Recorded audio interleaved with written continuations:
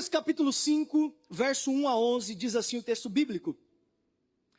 Estando Jesus à beira do lago de Genezaré, grandes multidões se apertavam em volta dele para ouvir a palavra de Deus. Ele notou que junto à praia havia 2 barcos vazios, deixados por pescadores que lavavam suas redes. Entrou num dos barcos e pediu a Simão, seu dono, que o afastasse um pouco da praia. Então sentou-se no barco e dali ensinou as multidões. Quando terminou de falar, disse a Simão: agora vá para onde é mais fundo e lance as redes para pescar. Simão respondeu: mestre, trabalhamos duro a noite toda e não pegamos nada. Mas por ser o Senhor quem nos pede, vou lançar as redes novamente. Dessa vez, as redes ficaram tão cheias de peixes que começaram a se rasgar.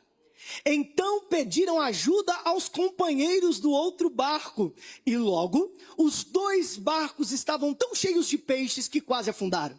Quando Simão Pedro se deu conta do que havia acontecido, caiu de joelhos diante de Jesus e disse: por favor, Senhor, afasta-se de mim, porque sou homem pecador. Pois ele e seus companheiros ficaram espantados com a quantidade de peixes que havia pescado, assim como seus sócios, Tiago e João, filhos de Zebedeu. Jesus respondeu a Simão: não tenha medo, de agora em diante você não será pescador de gente. E assim que chegaram à praia, deixaram tudo e seguiram Jesus. Pai, nós queremos ser atingidos pela Tua palavra nessa noite. Fala conosco, Senhor, que o nosso coração esteja como uma terra fértil, para receber toda a boa semente que o Senhor irá germinar em nós. Que nós possamos sair daqui, Senhor, produzindo 60, 70 por 1, Senhor, para a honra e glória do Teu nome. Que a Tua palavra alcance o destino pela qual ela será enviada nessa noite. É o que eu te peço, em nome de Jesus. Amém e amém. Queridos, o tema do sermão dessa noite é extraindo belezas de uma noite frustrante.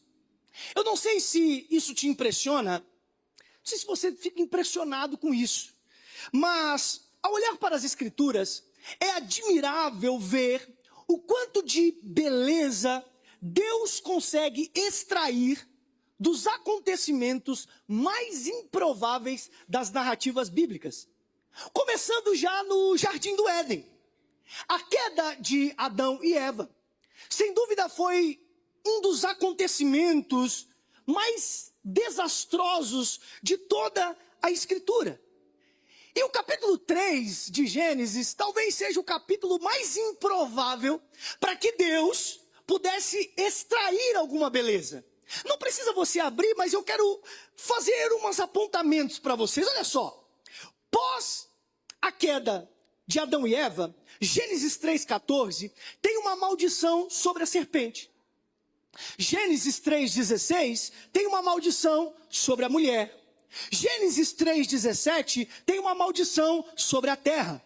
Gênesis 3,18 tem uma maldição sobre o homem. Mas em Gênesis 3,21 tem beleza. O texto diz: o Senhor Deus fez roupas de peles com as quais vestiu Adão e a sua mulher. Em meio ao ato mais desastroso da história, na sequência de várias narrativas de maldições, as Escrituras dizem que Deus, o Criador do universo, em amor, vai ao encontro do homem pecador. E nesse encontro, ele cobre a nudez de Adão e de Eva com a pele de um animal, que por inferência podemos afirmar que era um cordeiro, que tipifica o sacrifício e a morte de Cristo na cruz, pelo meu e pelos seus pecados. Gênesis 3 foi desastroso, mas se não fosse a queda do homem, em Gênesis 3, nós nunca saberíamos que Deus é capaz de amar os que não são dignos do seu amor. Gênesis 3 é o capítulo da Bíblia que quando você começa a ler, você diz, não é possível, dá vontade de rasgar, mas não rasga não. Por quê? Porque em meio aos atos desastrosos tem beleza. Tem um Deus que é capaz de amar aqueles que não são dignos do seu amor. Agostinho de Hipona, no 4º século da igreja, um dos pais da igreja no 4º século, disse que Deus, por ser soberanamente bom, nunca deixaria qualquer mal existir na sua criação, se ele não fosse poderoso bastante para extrair o bem do próprio mal. Pastor, mas como Deus pode extrair algo de bom dessa situação que eu estou vivendo? Eu não sei. Mas se ele foi capaz de extrair beleza da morte do seu próprio filho, me diz de onde é, irmão, que esse Deus não pode extrair beleza. Stuart disse que a pior coisa que já aconteceu no mundo foi a morte do Filho de Deus. E a melhor coisa que aconteceu no mundo foi a morte do Filho de Deus. É um paradoxo. Porque a morte de Cristo foi terrível, mas ao mesmo tempo ela foi bela, porque é na cruz que conhecemos o que é amor de verdade. John Stott diz, se você quer saber o que é amor, não vai para o dicionário. Se você quiser saber o verdadeiro significado de amor, vai para o Calvário, porque é no Calvário que você encontra o verdadeiro sentido real e propósito do que é amor. Aleluia! É no Calvário. Então Deus pode extrair beleza das coisas mais improváveis. E é o que nós vamos ver Ele fazer através do texto bíblico hoje na pessoa de Jesus. Depois de uma noite extremamente frustrante na vida dos nossos empresários pescadores. Vamos lá então? Os evangelhos narram de forma detalhada 35 dos muitos milagres que Jesus fez durante o seu ministério. Se você já leu o Evangelho segundo escreveu João, ele disse que se fosse colocar num livro todos os milagres, todas as obras, todos os feitos de Jesus, talvez não caberia no mundo inteiro.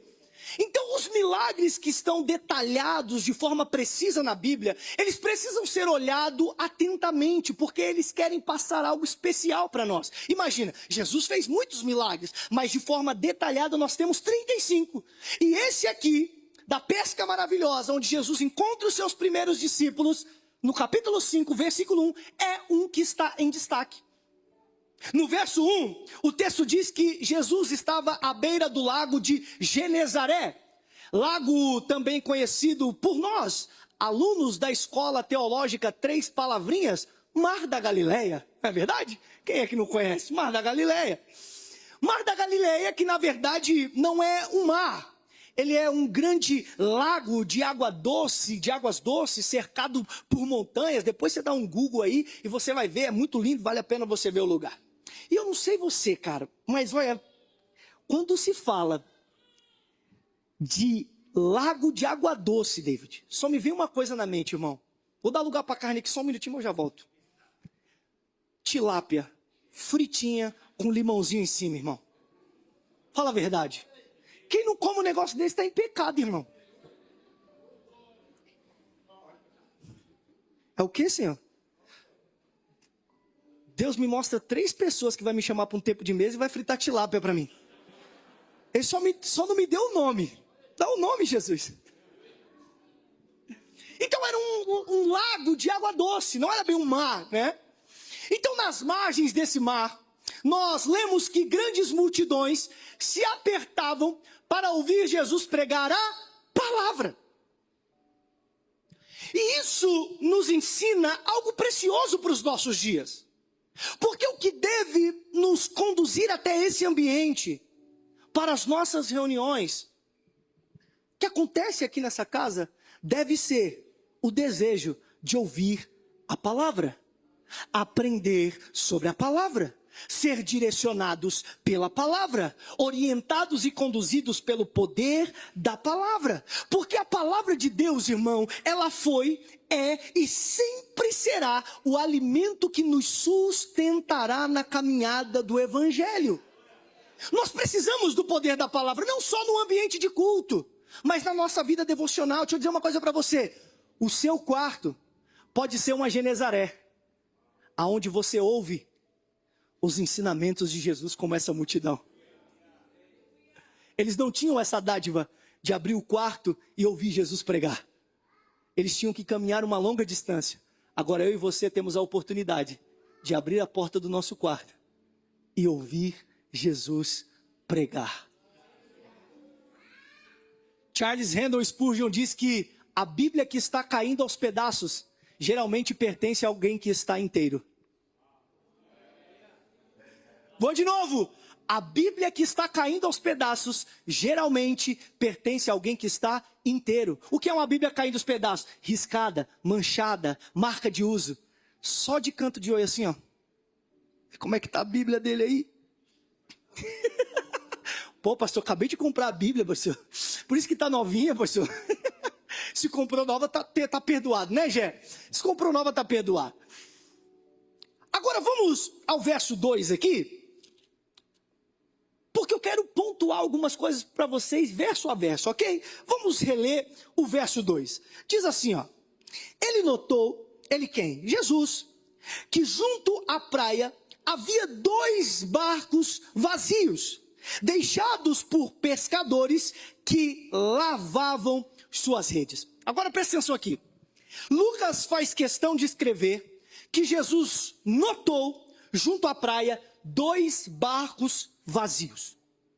Lucas escreve isso na perspectiva de um pesquisador, de alguém que investigou o que escreveu detalhadamente, de forma precisa. Então, quando ele diz que o barco estava vazio, ele está dando um spoiler ao leitor de que a noite dos nossos empresários foi um fracasso. Mas a pergunta que eu levanto para nós pensarmos um pouquinho aqui é: eles não pegaram nada, por quê? Por que esses caras não estão pegando nada? Uma pergunta simples, tá? Eu quero que você interaja comigo e você me responda. Tinha peixe no mar da Galileia, sim ou não? Sim ou não? Sim. Tem certeza? Essa pergunta, ela coloca incerteza nas certezas mais absolutas, né? Às vezes eu chego em casa, aí eu tranco o portão, quando eu chego em casa, a mulher olha para mim e diz: amor, você trancou o portão? Claro que eu tranquei o portão, mulher. Tem certeza? Claro que eu tenho certeza. Eu vou lá conferir, né, se eu tranquei mesmo. Eu vi uns 3 homens falando: é verdade. Por que vocês fazem isso, mulher? É claro que a gente não tem certeza, pô. Senão a gente não voltava para conferir. Mas sim, irmão, tinha peixe no mar da Galileia. Se tinha uma coisa nesse mar, era peixe. E por que eu estou dizendo isso? Porque a antessala do milagre vai nos ensinar algo precioso agora. Pedro e os outros estão no lugar certo. Mar da Galileia, lugar que tinha peixe, lugar que eles conheciam como a palma de suas mãos. Eles sabiam onde é que batia mais peixe, onde é que pegava mais peixe, mas ainda assim não estão pegando nada. Eles estão com as pessoas certas. Só tem pescador no barco, irmão. Só tem perito. Pedro está acompanhado de gente boa. Porque quando você leva gente ruim para pescar, irmão, ele mais te atrapalha do que te ajuda. Uma vez eu fui inventar de levar meu irmão para pescar comigo. Sangue de Jesus tem poder, nunca mais. Você quer que eu levei o cabo para pescar, Alan? Tinha medo de colocar a minhoca no anzol. Aí ele pegava o peixe, tinha medo de tirar o peixe do anzol, de ficar parando toda hora. Então quando você leva alguém que não entende de pesca para te ajudar, ele mais te atrapalha. Só que aqui não. Aqui são 3 peritos. Mas ainda assim não estão pegando nada. Eles também estão com os equipamentos certos. Eles investigaram as redes para ver se estava rasgada, para ver se estava tudo ok. As estratégias que eles adotaram nessa noite foram as melhores. E ainda assim eles não estão pegando nada. E aí Lucas diz que o barco está vazio. Por quê, irmão? Porque maior do que estar no lugar certo, com as pessoas certas e com os equipamentos certos, é o propósito. Fazia parte do propósito que aquela noite fosse frustrante. Fazia parte do propósito que aquela noite fosse exatamente como foi. Se essa noite de pesca não tivesse sido um fracasso, Jesus não teria pescado Pedro. E melhor do que ter uma noite de bons resultados é ser encontrado, achado e pescado pela pessoa de Jesus. Irmão, escute isso nessa noite. Se a sua vida não estiver saindo como você planejou, se a sua pescaria não estiver tendo bons resultados, se agarre na dádiva de ter sido encontrado, de ter sido achado, de ter sido pescado por Jesus, porque ainda que você não tenha bons resultados hoje, a maior pesca Ele já fez, que foi lançar o anzol em você e te chamar para dentro do barco dele, para dentro do barco dele.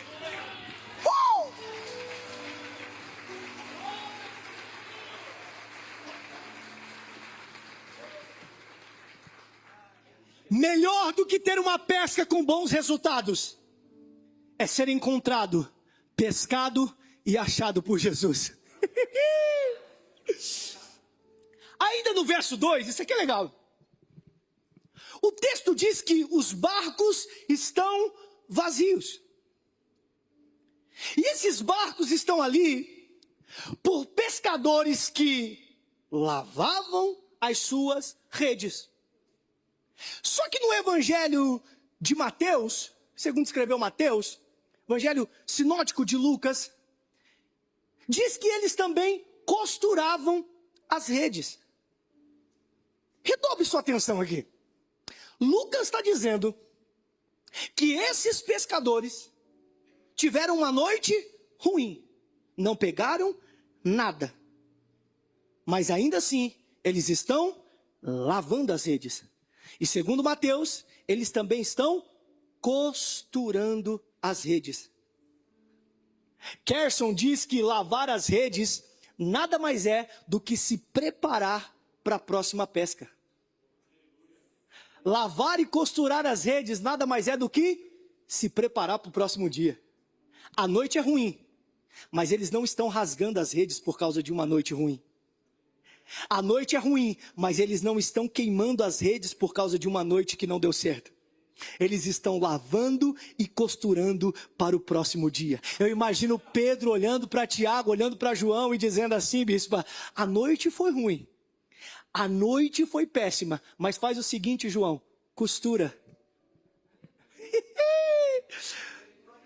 Lava. Por quê, Pedro? Foi só uma noite ruim, amanhã nós estamos aqui de novo, com a rede lavada e com a rede costurada. Como diz o professor Adson Bello, lavar e costurar as redes é a atitude de gente que sabe administrar a crise. Lavar e costurar a rede em meio a uma noite frustrante é a atitude de gente que sabe administrar a crise. E se tem um problema que nós temos na nossa geração, é saber administrar a crise, irmão. Porque nós somos imediatistas. Tudo tem que acontecer hoje. Tudo tem que acontecer agora. Tudo tem que acontecer no momento que eu quero. Senão já rasgo a rede, taco fogo em tudo, já tento outra coisa, porque essa daqui não deu certo. E eu não quero mais saber de nada. Cara, você não pode parar por qualquer coisa. Você não pode querer desistir de tudo por qualquer coisa. Você não pode querer ficar queimando todas as vezes as redes porque você teve uma noite ruim, porque você teve uma noite frustrante. Jesus, a noite foi ruim. Não deu nada certo. Mas eu vou lavar e vou costurar as redes. E amanhã eu estou aqui de novo, ano após ano, até o dia em que o Senhor olhar para mim e agir com bondade e misericórdia e atender o meu clamor. Quando for o tempo, irmão, dele mandar você abandonar a rede, ele vai mandar. Mas enquanto ele não manda, lava e costura as redes. Apesar da noite desses homens serem frustrantes, eles nos deixam uma lição. Não é porque as coisas não saíram como eu planejei hoje, que eu não vou estar aqui amanhã de novo, irmão.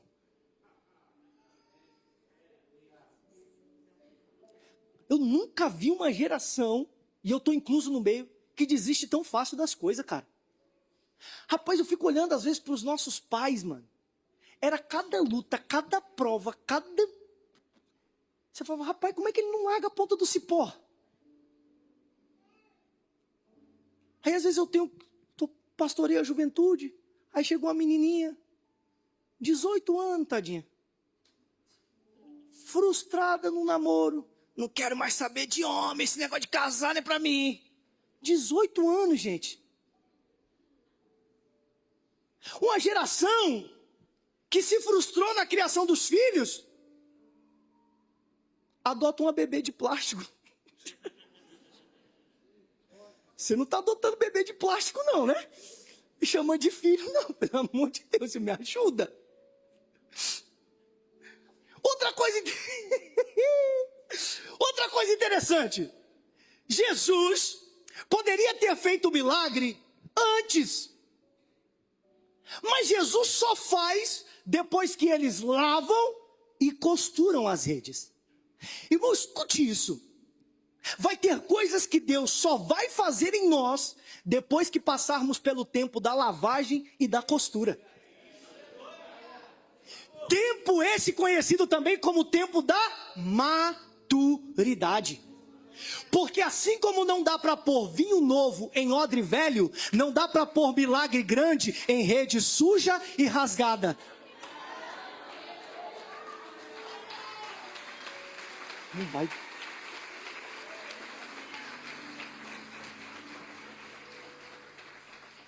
Milagre grande não dá para pôr em rede suja e rasgada, irmão. Então tem coisa que se Deus... escuta isso, preste atenção no que eu vou falar para vocês aqui. Tem coisas que se Deus colocar na nossa vida hoje, Ele nos mata, irmão. Senhor, eu queria tanto uma moto. O miserável já sofreu 10 acidentes de bicicleta e está orando por uma moto. Se Deus te dá uma moto, tu morre. Aqui não deve ter esses negócios, mas eu fico vendo lá no bairro os meninos de bicicleta. Empina a bicicleta e solta uma mão. Aí no outro dia passa com a perna toda arrebentada. Mas e se Deus dá uma moto? Tem que ir para o tempo da maturidade, irmãos. Lavar e costurar as redes nos ensina que enquanto o extraordinário não chega, precisamos fazer o que é ordinário com excelência. Com excelência. O milagre é com Jesus. Mas o costurar e o lavar das redes é responsabilidade nossa. Não podemos esperar Jesus fazer aquilo que nós temos que fazer. Sabe por quê? Porque a soberania de Deus não anula a responsabilidade humana. Tem coisa que é você que tem que fazer. Tem gente, eu conheço uma galerinha que é tão preguiçosa que ela quer que Jesus lava a rede, costura, pesca o peixe e ainda assa o peixe para ela. Quer fazer nada. Nada. Aí fica fácil. Tem coisas que eu e você que vai ter que fazer, irmãos. Eu disse que a palavra ia ser bem pastoral hoje. Estou até gritando menos. Para ficar bem claro. Senhor, eu quero um carro. E habilitação? Nada ainda. Jovens, adolescentes que já estão passando para os 18. Não, pastor, estou habilitado pelo Espírito Santo. Vou nem dizer o Espírito que está te habilitando com essas ideias. Senhor, eu quero um aumento de salário. Mas e o curso? Nada. Bispa, eu queria tanto que o meu casamento fosse mais saudável, fosse melhor. Mas aqui para nós, irmã, quando foi a última vez que você veio no encontro de mulher lavar e costurar as redes e ser ministrado pela sua bispa, pela sua liderança? Pastor, eu queria que a minha mulher fosse uma bênção. E você nunca vai se tornar uma bênção? Pastor, eu queria que minha mulher fosse uma mulher de Deus. Quando foi a última vez que você veio para o encontro de homem, lavar e costurar as redes? Ser ministrado pela sua liderança? Você entende que nós queremos que Jesus faça tudo por... Irmão, presta atenção. Eu creio que Jesus pode fazer coisas extraordinárias. Ele pode mudar tua esposa, teu marido da água por vinho. Eu creio nisso. Amém? Não estou pregando contra milagre. O que eu estou dizendo é que tem coisas que você tem que fazer. Meu amigo Felipe Vilela, ele fala uma frase muito interessante. Ele diz que muitas das vezes o milagre é a filosofia do preguiçoso. Por quê, pastor? O cara cultiva 20 anos de uma vida irresponsável com a sua saúde. Aí quando ele está na beira da morte, ele diz: Senhor, faz um milagre em mim. 20 anos tratando a esposa mal, tratando o marido mal, tratando os filhos mal, uma casa onde só bagunça, baderna. Aí ele quer que o bispo saia da casa dele de madrugada porque estão se atracando para fazer uma oração e mudar o casamento dele em 5 minutos. Filosofia do preguiçoso. 20 anos cultivando uma casa de desordem, ele quer que resolva em 2 minutos. Deixa eu dizer para você, Deus é construtor, ele não é mágico. Libertação não é mágica. Libertação é um processo de conhecimento de quem Ele é. Conhecereis a verdade e a verdade vos libertará. Quem é a verdade? Cristo. Ele é a verdade. E qual é a ordenância bíblica a respeito do Senhor? Conheça o Senhor e prossiga em conhecê-lo. Vamos para o verso 3, que eu acho que não... Rapaz, tem um negócio chique aqui agora, hein, bispa? Que é isso agora que eu vi? Agora não tem nem como passar do horário, né? Estavam passando muito do horário, né, bispo? Era o bispo Marcos, né? É mal de pastor, é só o pastor passa do horário, eu sei como é que é. Eu tenho quanto tempo mesmo, bispo? É 9h30 que acaba o culto? Tá, deixa Deus te usar. Ixi, tô com a avó da bispa agora, hein? Meu Jesus, o bispo tá fora, a bispa deu a avó, então vamos pra cima. Rapaz, eu ainda tenho uns versículos aqui, irmão. Estamos no verso 3 ainda. Vamos ler o verso 3 rapidinho, então? Entrou num dos barcos. Quem entrou num dos barcos? Jesus. Entrou num dos barcos e pediu a Simão, seu dono, que o afastasse um pouco da praia. Então, sentou-se. Grave isso. Sentou-se no barco e dali ensinou as multidões. Olha só que interessante. O fato de Jesus sentar-se para ensinar aqui, nos traz um entendimento de que ele não trouxe um sermão curto naquele dia.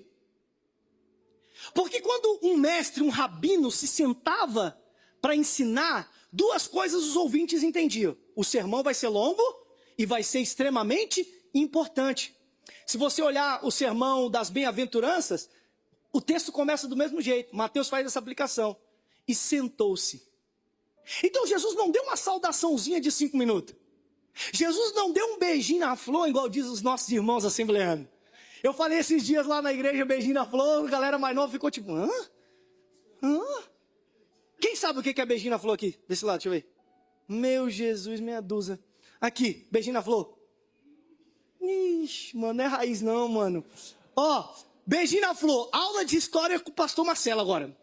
Anota que pode cair neném. Beijinho na flor é quando você chegava numa igreja, nas igrejas mais antigas, e você entrava pelas portas, ficavam os irmãos com o caderninho, lembra? Anotando. Aí ele anotava lá. Aí tinha uns pastores que é meio exibido, né, irmão? Aí ele acha que o nome dele é tipo, tem que vir na frente do nome dele. Começou o nome, pastor fulano, bispo ciclano, semideus beltrano, e não sei o que lá, e não sei o que lá. Aí o pastor pegava lá, o dirigente do culto, olhava lá. Semideus Marcelo, meu Deus, tá bom. Quero chamar aqui o pastor fulano para dar um beijinho na flor. Ou seja, era para ele dar uma saudação rápida. Pregar uma palavrinha de 5 minutos. Tudo bem que tinha uns que engolia a flor, né? Soltava nunca mais o microfone. Era para pregar só um negocinho, ele ficava 3 horas pregando. Mas é isso que indica.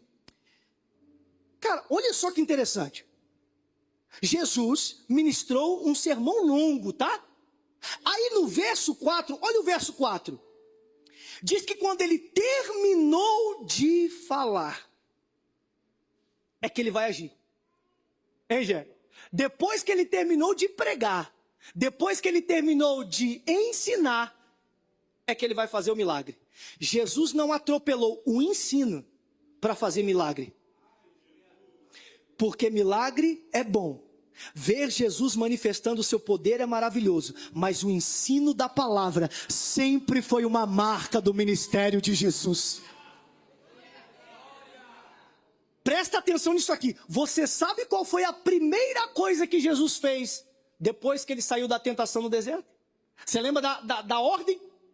Jesus é batizado, cheio do Espírito Santo, vai ser tentado no deserto. Quando ele sai, você sabe qual foi a primeira coisa que ele fez? Abre aí, Lucas capítulo 4, verso 18, só voltar um capítulo.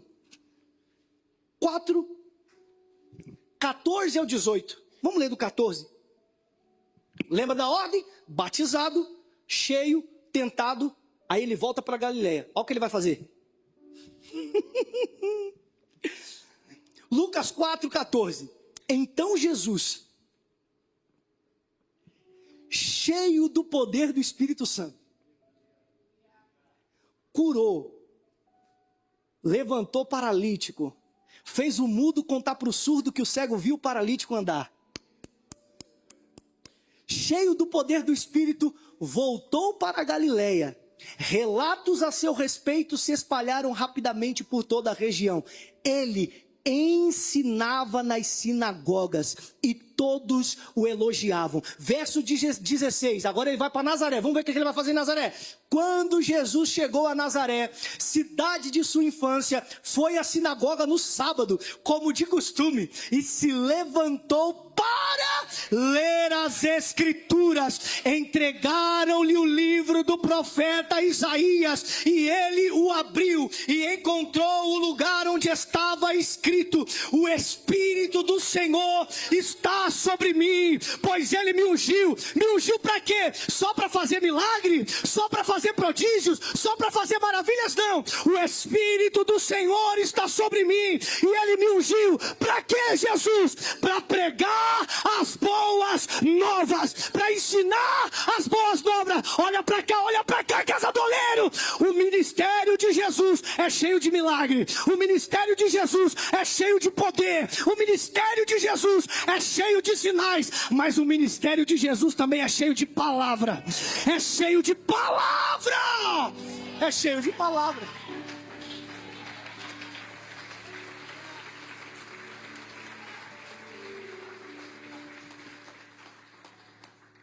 O ministério de Jesus tinha sinais, tinha poder, tinha milagres, mas tinha palavra. Sinais até os magos do Egito faziam. Sinais até os falsos profetas fazem. Mateus 24, 24. Agora transformar o pecador é só pelo poder da palavra. Senhor, permita que eu volte e diga para os meus parentes, para que eles se convertam e eles não venham parar no mesmo lugar que eu, ou seja, no inferno. Aí o que o Senhor diz para ele? Se eles não ouviram os profetas e as escrituras, pode esquecer. Ainda que um morto ressuscite e vá pregar para eles, eles não vão crer. Não é falta de milagre, é palavra. É por isso que Jesus nunca abriu mão da palavra. Milagre, irmão, nunca foi para deixar crente mais crente. Milagre sempre foi para apontar para o evangelho das boas novas, que tem poder para salvar o pecador. Quando você vê propaganda de eventos, de cultos, onde o foco é apenas o milagre, desconfirmam. Jesus nunca exaltou os milagres, diminuindo a palavra. Porque tem muita gente por aí querendo ganhar o povo por meio de barganha. Vem que você vai ter, vem que você vai conquistar, vem que você... Palavra. Olhe para mim, valorizem essa casa, porque é uma casa que tem pastores que amam a palavra. Valorizem o TED, a escola bíblica de vocês, porque são homens apaixonados por ensinar a palavra. Você não faz ideia, irmãos, do quão difícil é preparar uma aula. Se nós fizéssemos ideia do quão desgastante é preparar uma aula, irmão, nós valorizaríamos mais as nossas escolas bíblicas. O ensino da palavra. Deus abençoe Gé, Deus abençoe Alan, Deus abençoe todos vocês que têm se dedicado veementemente, se desgastado, se desdobrado para o anúncio da palavra. Valorize, irmão, valorize essa igreja. Valorize essa casa. Valorize esse lugar. Valorize o que está sendo ministrado aqui.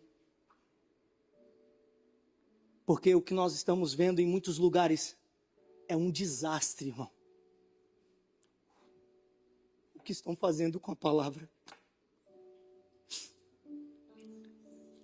Verso 4 a 5. Eu já estou encaminhando para o final.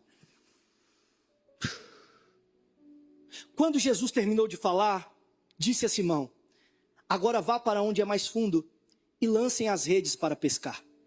Simão respondeu: mestre, trabalhamos duro a noite toda e não pegamos nada.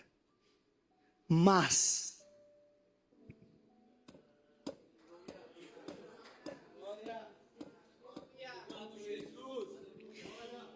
tentamos de tudo, Jesus, e não pegamos nada, mas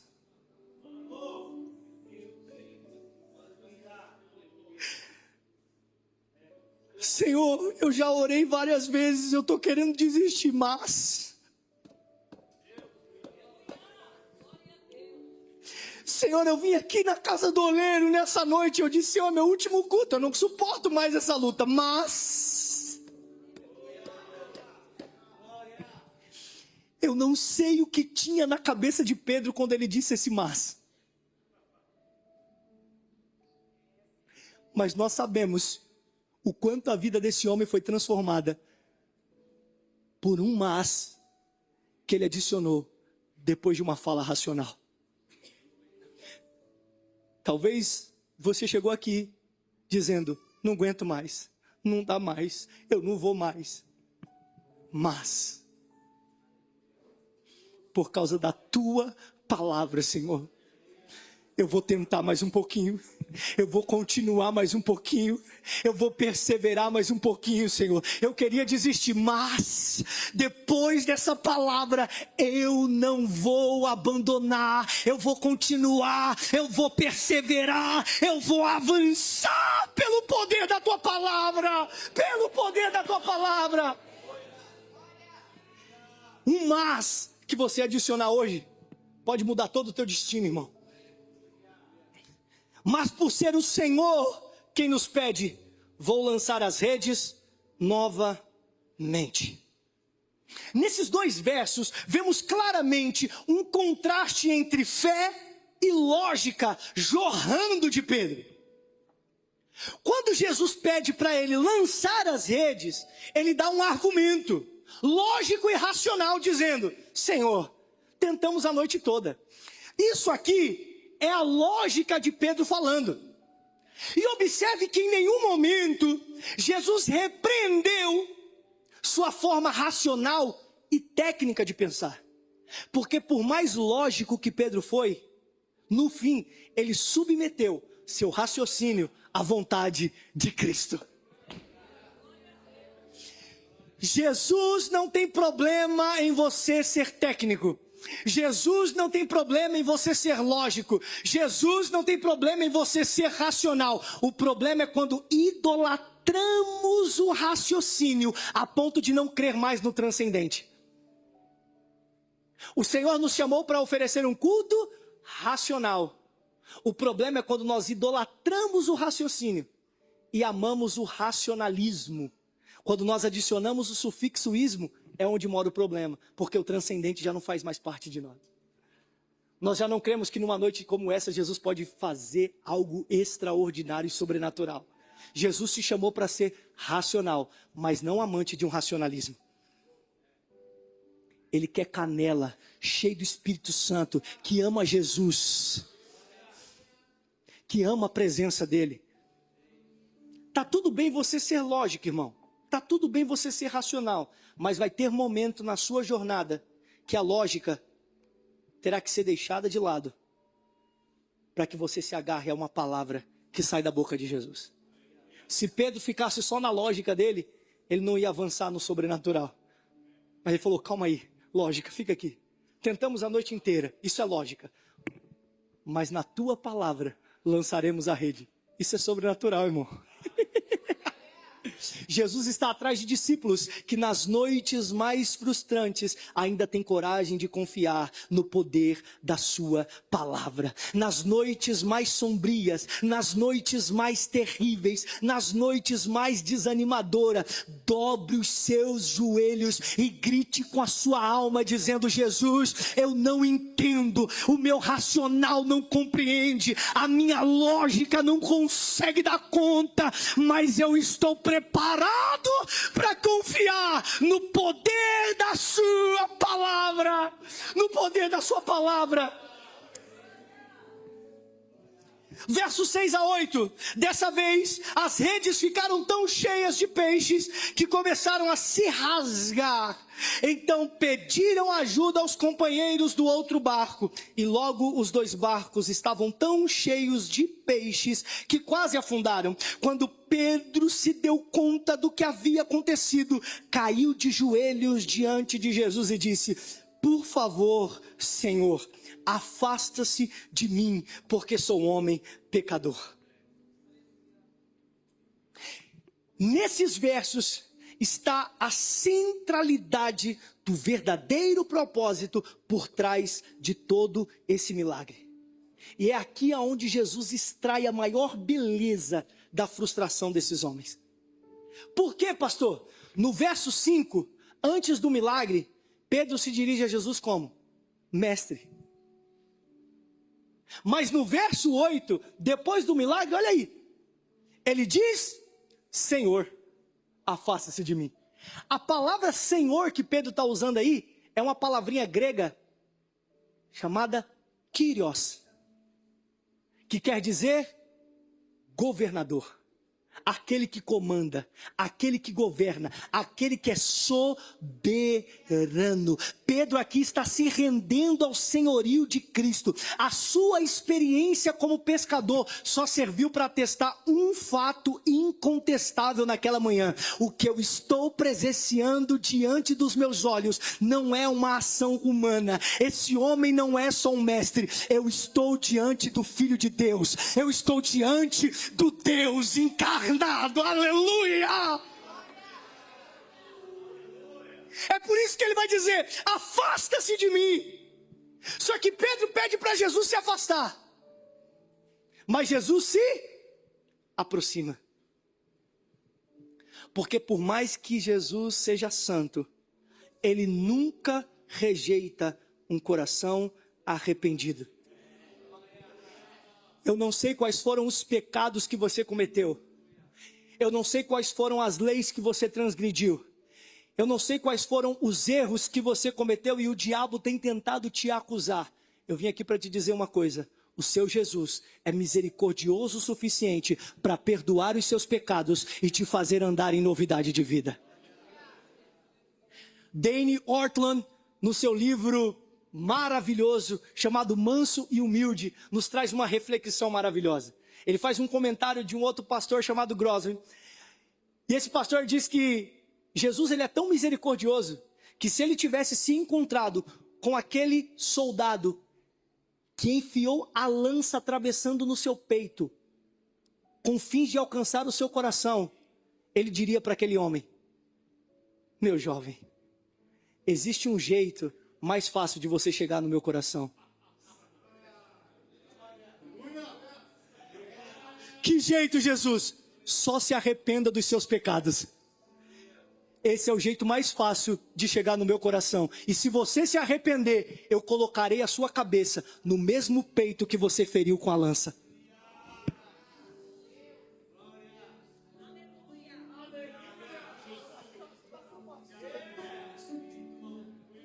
Esse é o Jesus que você serve, irmão. Um Jesus misericordioso, que pode fazer nova todas as coisas na sua vida. Existe um jeito de chegar no coração dele. E esse jeito se chama arrependimento.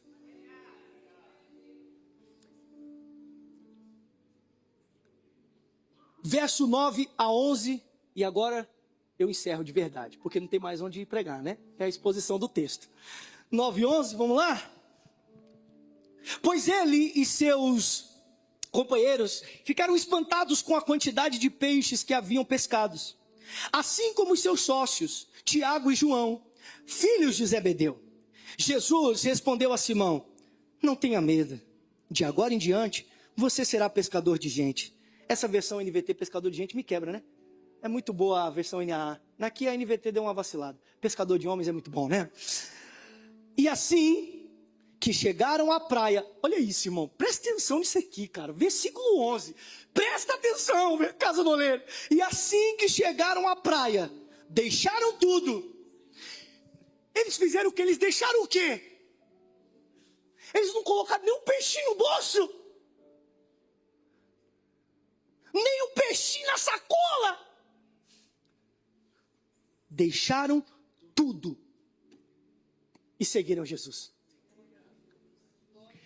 Pedro vislumbra os peixes lá, mas não pensa em abandoná-los no barco. Ele vislumbra os peixes, mas ele não pensa duas vezes em abandoná-los no barco, porque agora ele é quem foi pescado. Os peixes que Pedro desejou pescar a noite inteira ficaram às margens do mar da Galileia, depois que ele foi pescado pelas redes da graça de Jesus. Escute isso, tem coisa que eu e você quer tanto, tem coisa que eu e você deseja tanto. Eles tentaram o quê no texto? À noite? Tem coisa que a gente tenta a noite inteira, bispa. Tem coisa que a gente tenta a noite inteira, a vida inteira. E aí às vezes Jesus fala assim, vou dar. Só para ele perceber que nunca foi de peixe que ele precisou.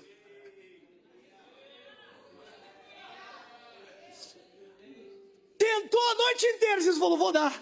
Quando Jesus dá, o que eles vai? Larga os peixes.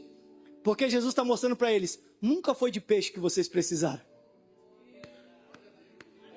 Foi da minha presença, porque uma vez que nós nos encontramos com Ele, todas as coisas são consideradas como perda diante da presença dEle. Uau! Aleluia! Enquanto a banda sobe, deixa eu dar só mais um negocinho. O filósofo Schopenhauer citou uma das frases mais depressivas da história da filosofia. Ele disse que a vida é uma constante oscilação entre a ânsia de ter e o tédio de possuir. O que ele quis dizer com isso? Ele estava dizendo que você se mata para ter uma coisa, mas quando você tem, você fica tedioso por ter. E eu costumo dizer que ele não está errado. A vida é uma constante oscilação entre a ânsia de ter e o tédio de possuir, até que o homem tenha um encontro genuíno com a pessoa de Jesus Cristo. Eles ficaram ansiosos para ter, mas eles ficariam tediosos por ter, se eles não tivessem encontrado com Jesus. Talvez você está aqui nessa noite e você anseia muitas coisas, e eu posso te dizer com todas as certezas, se você ter tudo que você anseia, você ficará tedioso. E isso não vai resolver o teu problema. Agora, quando você busca a presença de Jesus de forma genuína, é ela que te satisfaz. Sem Cristo, irmãos, até as maiores conquistas se tornam tediosas. Mas em Cristo, vamos ver Paulo na prisão dizendo, eu aprendi a estar contente. Eu sei o que é ter muito, mas eu também sei o que é ter pouco. Eu sei o que é ter a mesa farta, mas eu também sei o que é passar fome.